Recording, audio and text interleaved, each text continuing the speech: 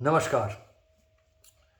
आज डोजेज को लेकर बात करते हैं। डोजेज आज की जो हमारी ये सत्संग का विषय ही है। डोजेज डोजेज अंग्रेजी शब्द है। वैसे अंग्रेजी में इसको हम लोग कब सुने हैं? ज़्यादातर आपको याद आएगा जब हम डॉक्टरों के साथ कोई भी हमारा वार्तालाप हुआ होगा। डॉक्टर के पास डॉक्टर साहब बोलते हैं डोजेज मैं कह रहा था आपको, शायद डोज। अगर जिनको आप में से अंग्रेज़ी अच्छी तरह से आती है वो उनके लिए कोई प्रॉब्लम है ही नहीं, पर अगर आप में से बहुत लोग ऐसे हो या कोई भी ऐसे हो जिनको अंग्रेज़ी आता ना हो, तो भी आप डोज जो शब्द है इस शब्द पे गौर कीजिए। इस शब्द को आप, मुझे लगता है, कहीं ना कहीं सुने होंगे। कहाँ सुने हैं याद करेंगे तो पता चल जाएगा कि औषधि के बारे में ये डोज शब्द व्यवहार होता है। डॉक्टर के पास जाने से कभी भी जो कोई भी व्याधि लेकर, प्रॉब्लम लेकर डॉक्टरों के पास जाते हैं तो डॉक्टर साहब प्रिस्क्रिप्शन करके देते हैं। प्रिस्क्रिप्शन में लिख देते हैं इस दवाई का इतना डोज है। दवाई का डोज यानी मात्रा, पैमाना, नाप। कितना नाप होना चाहिए, कितना मात्रा में कोई दवाई हमें लेना चाहिए, इसी को अंग्रेजी में डोज कहते हैं। और ये शब्द बहुत प्रसिद्ध हो गया है ये दवाई के सिलसिले में। तो डोज के बारे में इसलिए बात कर रहे हैं हम क्योंकि कर्मयोग फॉर 21st सेंचुरी का ये जो फिट फॉर लाइफ प्रोग्राम है, ये जो हमारा साधना पद्धति है, साधना पद्धति यानी साधना करने का एक सिलसिला, एक जरिया, कुछ अनुशीलन जिसमें हम तन प्राण मन चित्त की साधना करते हैं। इसलिए करते हैं जैसे कि हमारा जीवन फिट फॉर लाइफ, लाइफ यानी जीवन, इसलिए साधना करते हैं क्योंकि हमारा जीवन, इस उद्देश्य से करते हैं कि हमारा जीवन जैसे सतमंगलमय सुंदर का एक प्रकाश बन जाए। हमारा जीवन हमेशा सतमंगलमय सुंदर को ही दर्शाता रहे, प्रकाश करते रहे। ये साधना का मूल एक उद्देश्य है। यद्यपि हम सेवा मंत्र से शुरू करते हैं, अगर ये होता है तभी हम सच्चे मायने में सेवक बन सकते हैं। तो इसके लिए इसके साथ ये डोज का क्या संबंध है? देखिए, अगर हम जीवन में डोज चीज को नहीं समझते हैं तो कितने सारे गड़बड़ हो जाते हैं। ये समझाने के लिए कह रहा हूं कि जीवन ही गड़बड़ हो जाता है। इसलिए साधना के साथ हमें डोज को, मात्रा को हमेशा जोड़ के चलना चाहिए। तो पहले समझ लेते हैं गड़बड़ कैसे होता है। पहले तो ये है कि डोज की बात औषधि के साथ आती है और औषधि को हम लोग मानते हैं कि वो हमारा समस्या का हल करता है, समस्या समाधान करता है। जब हमारे जीवन में विशेषतः शारीरिक तौर पे अगर कोई समस्या आ जाती है, तो बीमारी आ जाती है, तो तब हम डॉक्टर के पास जाते हैं कि हमसे नहीं ये बीमारी ये बीमारी हो या जो भी समस्या हो वो सुलझ नहीं रहा है, उसका कोई हल नहीं हो रहा है, तो हम डॉक्टर साहब के पास जाते हैं और डॉक्टर साहब प्रिस्क्रिप्शन कर देते हैं, दवाई देते हैं, औषधि देते हैं। तो ये दवा, आप देखिए, ऐसा एक चीज़ है जो ये लेने से, जिसका सेवन करने से समस्या समाधान हो जाता है। लेकिन वो डॉक्टर बहुत गहराई से और बहुत एक गुरुत्व के साथ, बहुत अहमियत के साथ लिख देते हैं कि हर दवा आपको कितने मात्रा में लेना है, यानी कि उसका डोज कितना होना चाहिए। कि 3 टैबलेट आप इसका सारा दिन में 3 टैबलेट लीजिए, खाने के पहले 1, ब्रेकफास्ट के पहले 1 और लंच के पहले 1 और डिनर के पहले 1 या आधा टैबलेट, ये वो जो भी हो, ये सारा जो बात होता है ये डोज।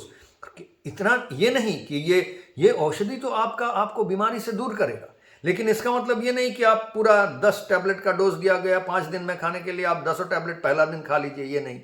या 10 की जगह में 25 टैबलेट खाते रहिए, ये भी नहीं। ये डॉक्टर एकदम वहां पर लिख कर दे देते हैं कि कितना आपको कब खाना चाहिए। तो ये हर औषधि का या हर चीज का पीछे लिखा हुआ रहता है। हर जो भी मिलता है औषधि का, जो पैकेट होता है, टैबलेट का हो या बोतल होती है या औषधि ना हो, बहुत सारे खाने के पीछे भी लिखा हुआ रहता है कि कितना देना है, कोई भी चीज़ कितना मात्रा में किसके साथ मिलाना है। आप शरबत लेके आए हैं जिसको पानी में मिला के, जिसमें चीनी, तो वो लिखा हुआ रहता है, रेसिपी जिसको कहते हैं, कितना मात्रा में क्या देने से। आप जब खाना बनाते हैं, रसोई में कोई भी खाना बनता है, उसमें भी नमक कितना डालना है, क्या, वो सारा मात्रा देखिए बना हुआ है। नमक ना डाले तो प्रॉब्लम है, लेकिन नमक मात्रा के अधिक हो गया तो भी समस्या है। तो ये मात्रा, किस मात्रा में कौन सा चीज़ सही है, ये जानना बहुत ज़रूरी है। तो औषधि के बारे में ये हम लोग बहुत ख्याल रखते हैं, हम लोग सचेतन होते हैं। क्यों? क्योंकि अगर ना हो, अगर हम कोई औषधि जो हमारे लिए फायदेमंद है, हमारा लाभ करेगा, हमारा समस्या का हल करेगा, वो अगर मात्रा से ज़्यादा ले लिए तो वही हमारा हानि करता है। इतना ही नहीं, बहुत ज़्यादा हो गया तो उससे इंसान मर भी सकता है। बहुत समय इसलिए डॉक्टर लोग बहुत अच्छी तरह ये बता देते हैं कि भाई इससे ज़्यादा नहीं। पहले के ज़माने में जब बहुत लोग ऐसे थे जो, मानिए डॉक्टर जिस भाषा में लिखेंगे उस भाषा के संबंध में पढ़े लिखे नहीं थे, तब तो शिक्षा हमेशा से ही शिक्षा दीक्षा आता रहा है हमारे देश में, लेकिन पढ़ाई लिखाई का जो सिलसिला है ये बीच में बहुत साल, कई 100 साल बहुत कम हो गया था। इसलिए हमारे देश में, मैं जब मेरे बचपन में ऐसा था कि बहुत लोग देश में थे जो पढ़े लिखे नहीं थे, जो लिखने पढ़ने नहीं आता था उनको, तो डॉक्टर जो लिख देंगे वो पढ़ नहीं पाएंगे। तो तब एक किस्म के डॉक्टर थे, हमें याद है LMF डॉक्टर कहा जाता था विशेषतः, उन लोग, या ऐसे और भी डॉक्टर थे जो औषधि बना कर देते थे, तो बोतल में बना कर देते, तो वो बोतल के ऊपर क्या है, वो एक पेपर चिपका देते थे और पेपर में ऐसे दागी किया रहता है, और वो दागी जो, मतलब पेपर के बीच में थोड़ा कटा कटा रहता था ऐसे करके, तो और बोला ही जाता था कि आप 1 दाग खाइए, 2 दाग खाइए, 3 दाग खाइए, इस तरह से। तो यानी डोज यानी दाग भी बोला जाता था। नाप जो है, पैमाना जो है, एक दाग, जैसे आप जो पीने वाले होते हैं उन लोग पेग कहते हैं, वो भी नाप होता है ऐसे। इसी तरह से ये जो पेग हो, पैमाना हो, दाग हो, डोज हो, ये बहुत ही ज़रूरी है इसको समझना। अब क्यों इसके बारे में कह रहा हूँ?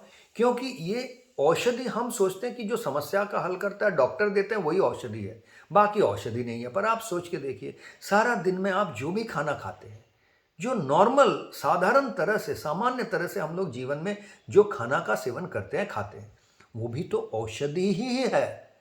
क्योंकि अगर आप वो नहीं खाएंगे रेगुलर तरीके से, अगर रेगुलरली आप सारा रोज खाना नहीं खाते हैं, तो आप बीमार हो जाते हैं, आप बीमार हो जाएंगे, आप बहुत कमज़ोर हो जाएंगे, आप काम नहीं कर पाएंगे। तो खाना जो खाते हैं वो तो अपने आप को स्वस्थ रखने के लिए खाते हैं, नहीं खाएंगे तो अस्वस्थ हो जाएंगे। तो खाना भी तो औषधि हो गया ना। लेकिन रोज़ करते हैं, बचपन से करते आए हैं, किसी डॉक्टर के पास जाके नहीं किए, जब से जन्म हुआ उसके बाद धीरे धीरे करके परिवार में से सीख गए खाना बनाने। तो इस खाना खाने का सिलसिला को हम लोग औषधि नहीं समझते हैं, जो पानी पीते हैं रोज़ उसको औषधि नहीं समझते हैं। लेकिन आप जाइए तो देखिए, आयुर्वेद में पूरा पानी के बारे में पूरा रिसर्च, या आयुर्वेद क्यों, आज मॉडर्न साइंस में भी पानी के बारे में रिसर्च किया गया है, कितना पानी लेना चाहिए, किसको कितना पानी लेना चाहिए। तो पानी हो, खाना हो, हर चीज़ के बारे में जो आप डॉक्टर ने प्रिस्क्राइब नहीं किया, आप साधारण तरीके से कर रहे हैं, वो सब भी आपको मानना है कि वो औषधि है, और वो सारी चीज़ों का सही मात्रा, सही पैमाना है।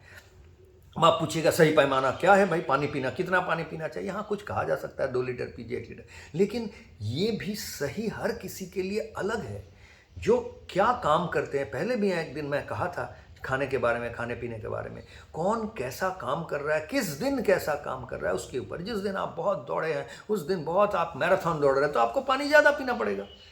आप खेल कूद कर रहे हैं, या गर्मी का मौसम है, बहुत आपका पसीना हो रहा है, तो शायद आपको पानी ज़्यादा पीना पड़ेगा।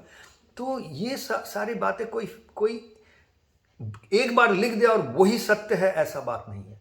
आपको जैसे अपने बारे में आप अपने आप को समझ रहे हैं, ये और साधना पद्धति हमारा जो है, उसका मूल उद्देश्य यही है कि आप अपने आप को पहचानिए, हर तरह से पहचानिए, तन प्राण मन चित्त के तौर पे पहचानिए। आप सचेतन हो जाइए, अभी मुझे पानी प्यास लगा है, तो वो प्यास के बारे में आप सचेतन हो गए, पानी पीना है, कितना पीना है, जितना पीने से हो गया, अब प्यास मिट गया, और नहीं पीना है। ज़्यादा पीने से भी मात्रा अधिक हो जाएगा, हानि होगा। तो हर चीज़ जो आप जीवन में कर रहे हैं, खाना पीना, सोच समझ कर कीजिए कि मात्रा के बारे में। आप खाना पीना से आगे निकल कर आइए। जो कपड़े हम पहनते हैं, ये कपड़े ना रहें तो कम हो गया, बिल्कुल कपड़े नहीं है तो आप समाज में नहीं चल सकते हैं। लेकिन कितना होना चाहिए आपके वार्डरोब में, अलमारी में कितना कपड़ा होना चाहिए, कितने लिबास होने चाहिए, ये कितने यूनिफॉर्म्स होने चाहिए, इसका एक मात्रा आप सेट कीजिए।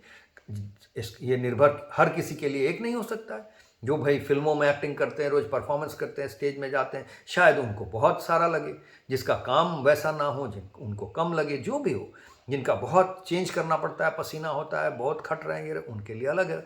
तो जो भी आपका, आप निर्णय कीजिए कि आपके लिए सही मात्रा क्या है। इस मात्रा के बारे में सोचिए, हर चीज़ के बारे में, जीवन के हर पहलू के बारे में कितना मात्रा होना चाहिए, इसको सोचना। और यही हमारा लिवोसिम, हमारा जो जो अलग अलग 6 प्रैक्टिसेस है, जैसे आप जानते हैं, पहले भी मैं कहा हूँ, लिवोसिम का एक प्रधान अंग ये है कि हम सब लिवोसिम के ज़रिए प्रश्न करते हैं कि कोई भी जीवन में हर चीज़ जो चल रहा है उसका सही मात्रा क्या है। सोते हैं तो कितना सोना है, जागते हैं तो कितना जागना है, सोना कम या ज़्यादा ना हो जाए, सही मात्रा क्या है, किस दिन कितना करना है। तो ये सोना हो, जागना हो, कपड़े पहनना हो, दोस्तों के साथ मिलना हो, तो कितने समय को किस तरह से बिताएं। तो हम दोस्तों के साथ मिलते हैं, दोस्तों के लिए हम सेवा करते हैं, सिर्फ सेवा ही करते हैं, खुद के बारे में सोचते नहीं हैं, तो सेवा का मात्रा ज़्यादा हो गया, ये भी गड़बड़ है। खुद पर साधना नहीं कर रहे हैं, जैसे कि सेवक बने रहे, तो 2 दिन बाद ऐसा हुआ कि खुद ही सेवा के पात्र बन गए। तो इन सारी बातों को याद रखना है। आज का विषय यही था कि मात्रा यानी डोज, इस चीज़ का महत्व हमारे जीवन में बहुत ज़्यादा है। और वो सिर्फ डॉक्टर जब औषधि प्रेस्क्राइब करते हैं तभी नहीं, पर जीवन के हर चीज़ को, हर पहलू को, जो भी आपका जो दिनचर्या है, जीवनचर्या है, लाइफस्टाइल है, उसमें हर चीज़ जो हो रहा है उसको औषधि मानिए। उसको क्यों आप लेकर आए हैं? क्योंकि जीवन में समस्या ना हो। तो समस्या कैसे ना हो? वो ज़्यादा हो जाने से भी समस्या होगा, कम हो जाने से भी समस्या है। ऑप्टिमम कहते हैं, जो सही सही संतुलन में रहे, उतना मात्रा, उसको समझना, उसको जानना और उसको जीवन शैली में उतारना बहुत ज़रूरी है। कर्मी ऑफ 21st सेंचुरी के फिट फॉर लाइफ के हर साधक के लिए। आज के लिए इतना ही। नमस्कार।